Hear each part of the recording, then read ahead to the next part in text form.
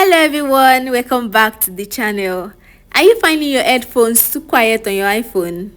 Let me show you some quick tips to boost the volume. Let's get started. First, check if your volume limit is set too low. Then go to setting, scroll down and tap music.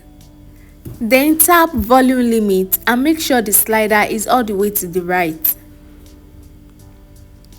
Next, let's adjust the EQ setting for a louder sound. Tap EQ and select late night. This setting often makes music sound louder. Head back to the setting and then tap sounds and haptics. Sounds and haptics.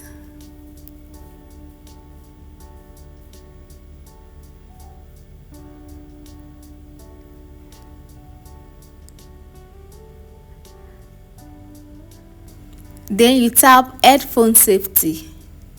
Make sure reduce loud sound is turned off or adjust the decibel level to your preference. For an extra boost, you can download the volume booster app from the App Store.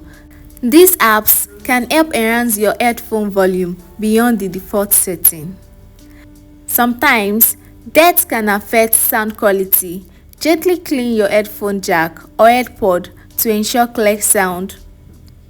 And there you have it, guys.